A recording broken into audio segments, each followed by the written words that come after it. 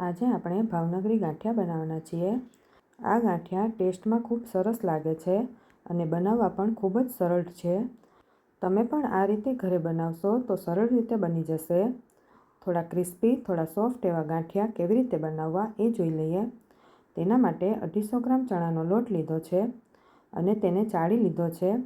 આ લોટ છૂટો જે આવે તે લીધો છે, પેકેટવાળો નથી લીધો।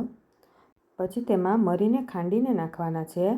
અજમો આવી રીતે મસળીને નાખી દેવાનો 1 ચમચી। અને હવે આપણે એક વાટકીમાં તેલ લઈ લઈએ। તેલ આપણે 2.5 ટેબલસ્પૂન લીધું છે। પછી તેમાં મીઠું સ્વાદ પ્રમાણે નાખી દેવાનું અને 1/4 ટીસ્પૂન જેટલો ગાંઠિયાનો સોડા લીધો છે। આ સોડા તમે ફરસાણવાળાની દુકાને મળી જશે। લોટમાં આપણે થોડી હિંગ એડ કરી દીધી છે। હવે આપણે જેટલું તેલ લીધું છે તેટલું જ પાણી લેવાનું છે। અહીંયા બધું તમે પરફેક્ટ માપ સાથે લેશો એટલે ગાંઠિયા ખૂબ જ સરસ બનશે। હવે આપણે તેલ અને પાણીને સારી રીતે મિક્સ કરી લેવાનું છે। તમે અહીંયા બ્લેન્ડર અથવા વિસ્કરનો પણ ઉપયોગ કરી શકો છો। બધું સારી રીતે મિક્સ થઈ જાય એટલે એકદમ ફીણ જેવું પાણી થઈ જશે। પાણીનો કલર પણ બદલાઈ ગયો છે। હવે એ પાણી આપણે લોટમાં એડ કરી દેવાનું છે। હવે પહેલાં બધું સારી રીતે મિક્સ કરી લેવાનું છે। પછી આપણે જે વાટકામાં તેલ પાણી લીધું હતું એ જ વાટકામાં થોડું પાણી લીધું છે। હવે તેમાંથી આપણે 2 ટેબલસ્પૂન જેટલું પાણી એડ કર્યું છે। અહીંયા પાણી નાખવામાં ખાસ ધ્યાન રાખવાનું, પહેલાં આપણે લોટ એકદમ કઠણ બાંધવાનો છે। લોટ આપણો બંધાઈ ગયો છે। હવે આપણે ગાંઠિયા પાડવા માટે થોડો લોટ પહેલાં લઈ લેવાનો છે। તેને આપણે સારી રીતે મસળવાનો છે પહેલાં।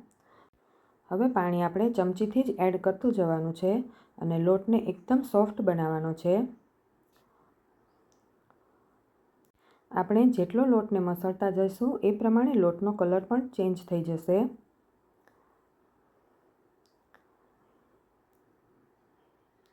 અહીંયા થોડીક મહેનતની જરૂર પડે છે। લોટ આપણો સોફ્ટ એકદમ તૈયાર થઈ ગયો છે।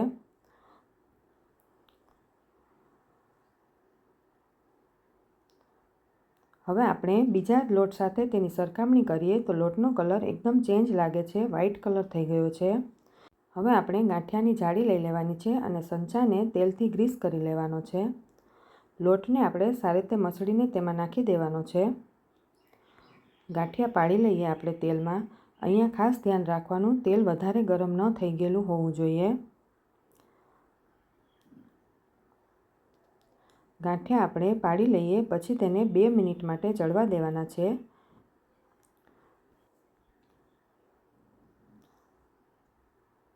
ગાંઠિયા 2 થી 3 મિનિટ થાય પછી આપણે તેને ઉલટપુલટ કરવાના છે। આ રીતે તમે 2 થી 3 મિનિટ કરશો એટલે ગાંઠિયા બધા એની જાતે જ છૂટા પડી જશે। આપણા ગાંઠિયા તૈયાર થઈ ગયા છે તો આપણે તેને એક પ્લેટમાં લઈ લઈએ। તો તૈયાર છે આપણા ભાવનગરી ગાંઠિયા। આ ગાંઠિયા બનાવવા ખૂબ જ સરળ છે, તમે પણ ઘરે જરૂરથી ટ્રાય કરજો।